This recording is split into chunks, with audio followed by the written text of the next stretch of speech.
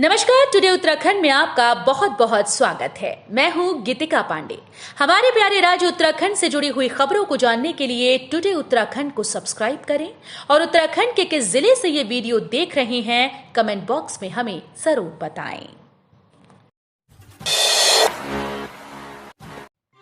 पिथौरागढ़ में 143 करोड़ से अधिक का होगा निवेश। चंपावत में हुआ 456 करोड़ का करार।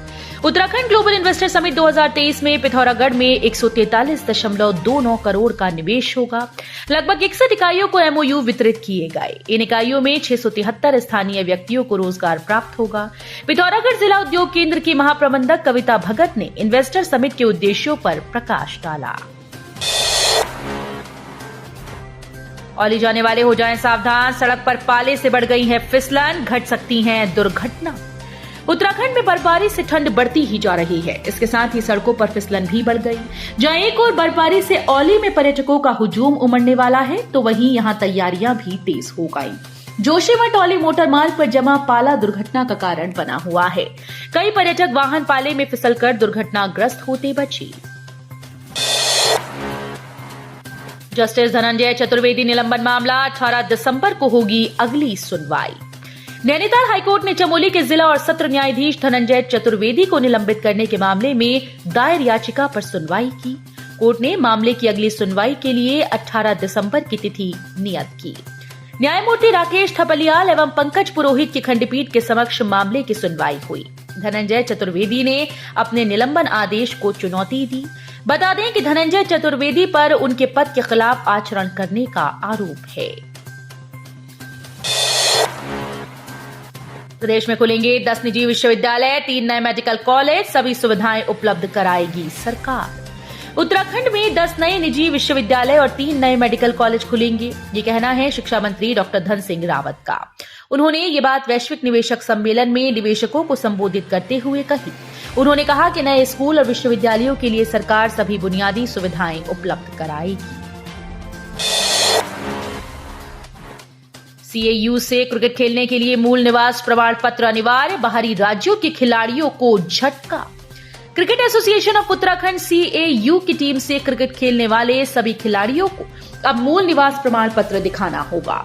इसके बिना कोई भी खिलाड़ी क्रिकेट नहीं खेल पाएगा। ये फैसला बृहस्पतिवार को सीएयू की एपेक्स काउंसिल की बैठक में लिया गया। ऐसे में अब आगामी सत्र 2024-25 से बिना मूल निवास के खिलाड़ियों का चयन नहीं किया जाएगा। अब तक मूल निवास प्रमाण पत्र अनिवार्य नहीं था। देहरादून से कुमाऊं की दूरी हो जाएगी कम। सिंगटाली में बनेगा ब्रिज, बहेगी पर्यटन की बयार। सिंगटाली में गंगा नदी पर लोनीवी श्रीनगर गढ़वाल आर्च ब्रिज का निर्माण करेगा। लोनीवी की ओर से अधिकृत कंसल्टेंसी एजेंसी पुल की डीपीआर और डिजाइन बनाने में जुटी है। इस महीने के आखिरी सप्ताह तक डीपीआर तैयार हो जाएगी। जनवरी माह में डीपीआर शासन में जमा होगी।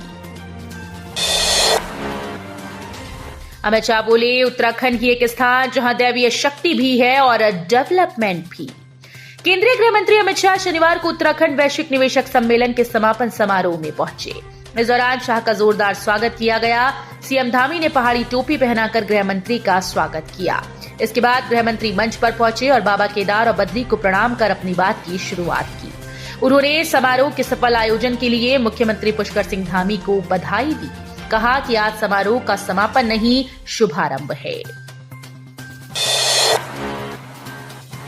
पूर्व कैबिनेट मंत्री मोहन सिंह गांववासी के निधन से भाजपा में शोक, सीएम ने परिजनों को बंधाया ढांढस।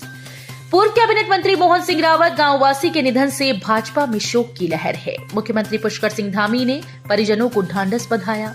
वो पिछले काफी समय से अस्वस्थ थे। पार्टी कार्यकर्ताओं ने कहा कि उनके जाने से पार्टी को अपूरणीय क्षति हुई है।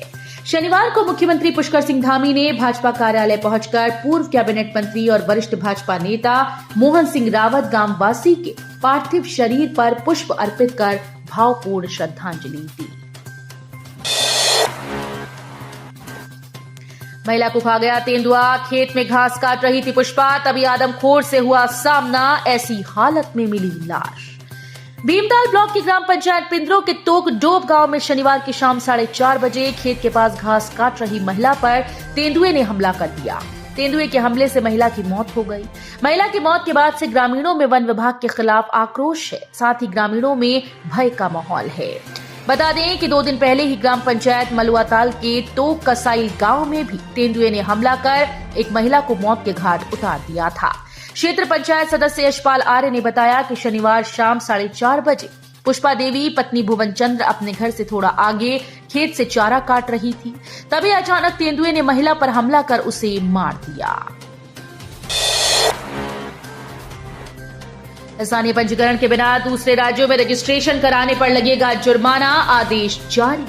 प्रदेश के राजकीय और निजी मेडिकल कॉलेज से उत्तीर्ण जिन एमबीबीएस डॉक्टर्स ने बिना स्थायी पंजीकरण के दूसरे राज्यों में पंजीकरण कराया है, उनसे 50,000 रुपए का जुर्माना वसूला जाएगा। इस संबंध में उत्तराखंड मेडिकल काउंसिल ने आदेश जारी कर दिए। पिथौरागढ़ के लोगों को मिलेगी खासी राहत, थायराइड के जांच को अब नहीं करना होगा इंतजार, एक ही दिन में मिलेगी रिपोर्ट। थायराइड की जांच के लिए पिथौरागढ़ जिले के लोगों को 3 से 4 दिन तक इंतजार नहीं करना होगा। जिला चिकित्सालय की पैथोलॉजी लैब में अब थायराइड की जांचें शुरू की जा रही हैं। इस पहल से लोगों को खासी राहत होगी। स्कूल बस में लगी भीषण आग, अंदर मौजूद थे 35 बच्चे, ऐसे बची बच्चों की जान।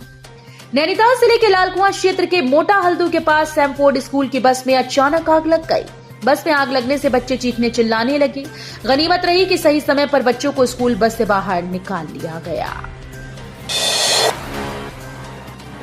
सेहत पर भारी पड़ रहा बदलता मौसम, मम्स के मरीजों की संख्या बढ़ी, रोजाना अस्पताल आ रहे 8 से 10 पीड़ित। सीमांत क्षेत्र में मौसम बदलने के साथ ही मम्स गलसुआ के मरीजों की संख्या बढ़ने लगी है। रोजाना 8 से 10 मरीज अस्पताल पहुंच रहे हैं। चिकित्सकों ने मरीजों का इलाज कर आराम करने की सलाह दी है। इन दिनों क्षेत्र में पूरे दिन तेज धूप और सुबह शाम ठंड पड़ रही है। इस मौसम में जरा सी लापरवाही सेहत पर भारी पड़ रही है।